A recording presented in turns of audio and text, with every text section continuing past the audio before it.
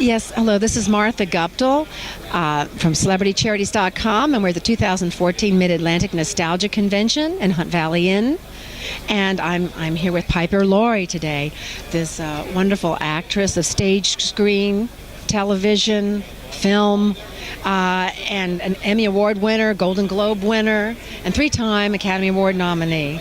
And just an incredible lady, and welcome. And I do want to ask you, at an early age, you were born obviously in Detroit, and then you were a shy young lady. How did you overcome that shyness? Oh, it took years. Starting with learning to recite a couple of monologues and doing one of them in my 6th grade class, and getting such a terrific reaction that I suddenly thought, oh, I can do something, and people seem to enjoy it. So then I started to study in earnest. Oh my! And then you one of your first film jobs was with Ronald Reagan and Louise. Right. I played his daughter. Oh my goodness! Yeah. Wow! How Yeah. And to go, oh my! And then you were in The Hustler with Paul Newman. Gracious! It goes on and on, doesn't it? Carrie. So I The did. Lesser God. I did The Hustler, and then I retired for 15 years, went to live in upstate New York, and then out of the blue got an offer to do another movie, which stunned me, and it was Carrie. Oh, yeah. Oh my! And you were just so outstanding actress to be so versatile, to portray all these different characters that you do, that is just so incredible to see. And as well as goodness, you were in the Christmas Memory, which is a favorite of mine as well, the Truman Capote with Patty Duke. I preferred the movie I did of the same characters, the Truman Capote short story of The Grass Harp. Oh my! Which I did with Sissy Spacek, but we were playing sisters then. Oh my!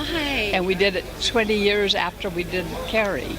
I didn't know that. Oh my! It was a lovely movie that hasn't been seen very much. It should be. It should be. And I use a funny little voice like this. Oh, well, how sweet! It's so versatile. And I do want to ask. I know with Saving Grace B. Jones, which I did see the other evening, and I must tell you, what a powerful film that is, and your performances as well, and all the other actors. Just was. How did you become involved in that film? Well, I was asked to do it. Connie and I knew each other from being board members of Screen Actors Guild. Yes. And she asked me to do it, and I like to help. This was her first film, and I'd like to be helpful if I can, and I did it. I haven't seen it, but it was fun watching her work, and she's such a feminine lady. And I always envy how she uses her hands, which I don't, because I'm a stone carver and I build things and knead bread and do things with my hands. I could never move them like that, accomplish anything in life. But to see her on the set with the authority that she has was really wonderful. That's wonderful, because I know that film was just very powerful. Your role is just outstanding as well. It's just incredible. I'm glad to hear that. Well, it is. Only another Academy should have occurred for that. I'm telling you.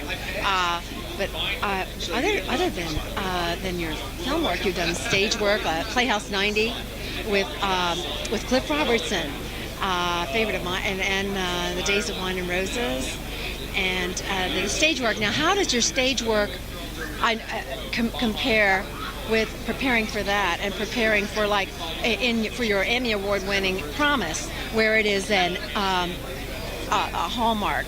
Was it a Hallmark? Yes, it was. Promise. Yes. And preparing for that, how do you really prepare when you're doing your stage work? Well, basically it's the same. Mm-hmm. If you believe in the character, and I think unconsciously subconsciously.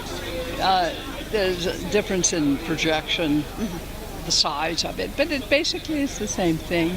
Because the one was a live, which I'm sure is very similar to the stage, but there's a live production that's done, like that Playhouse 90 was, a live production. But nowadays, unfortunately, most productions on stage are mic'd.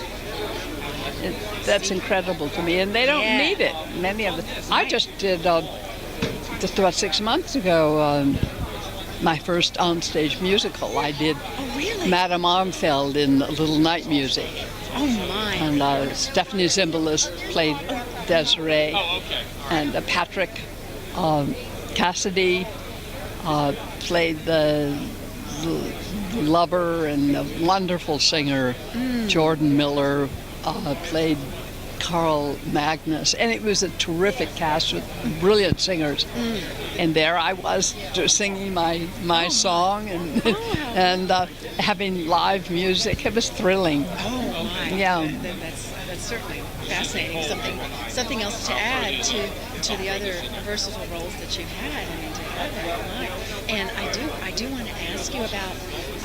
I know that you have sculpting as an interest and baking. Now, how did you become involved with your sculpting, and what type of sculpture?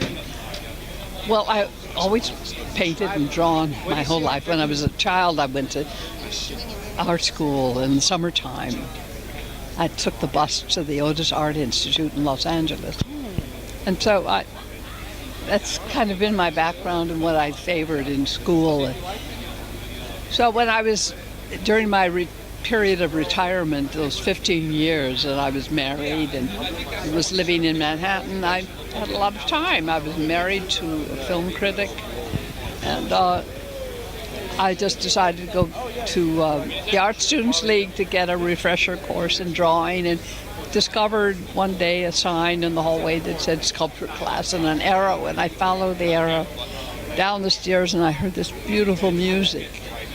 It was the metal tools hitting the stone. There were about 8 or 10 people working on their pieces, and I was so enchanted. I'd never seen people carve stone before, and I loved stone. I've always collected rocks and minerals since I was a child, so that was very exciting to me. And I immediately joined the class and got myself, as the teacher suggested, the biggest piece of stone my boyfriend could carry. And I started my first piece. And my teacher didn't believe in using power tools, so this big piece of marble, I worked on it for 7 months, every day. It was just joyful. I still have that piece, and it's in my living room. And that's how I started. Incredible. And are there any recent pieces that you've been working on, or have started? I don't have a studio right now. I haven't. I understand. So when I don't, I do things in clay and ceramics, and sculpture and ceramics too. Sculpture and ceramics. And useful things to bake in. And oh yes, and that's wonderful, because then you combine both, because then you'll have your sculpting your bakeware. Yes. And it could be, goodness, so creative to do that. And for your baking, exactly what type of? That's in my blood. My grandfather had a bakery store in Detroit, and my sister and I would visit when we were tiny little things, and we'd get to play in the back of the bakery and help clean the trays that had all the drippings of the chocolate frosting. Oh my! And no one ever taught me how to bake. And when I thought, it'd be nice to bake a bread. I kind of did it by trial and error, but I loved doing it. And I remember I had no place to knead it, so I just got down on, and it was too heavy, the dough. I remember I was making a rye bread, and my proportions were wrong, but I was trying to knead it on the floor. It was, but I finally got really good, and the New York Times did a half a page on my baking with pictures and recipes. As far as a favorite did you have a favorite actress or actor in your life who had most influenced you? I loved working with Maureen Stapleton on stage in Glass Menagerie. That was otherworldly. Oh, wonderful. And I wanted to ask you, do you have any causes or foundations or charities that you have a particular that's close to your heart, that's very particular to you? I do, and I've got a list, a short list, Yes. and I'm going to forget one of them, so I don't. Well, I'll remember as soon as we end this interview. yes. But was there one that was involved with civil rights? Yes, and In the anything that helps the our returning soldiers. It's hard weeding through some of the organizations to find the ones where the money really goes to where it's supposed to. Exactly. Now, I do want to ask, do you have any upcoming projects? Or I'm going to be doing a recording of my book.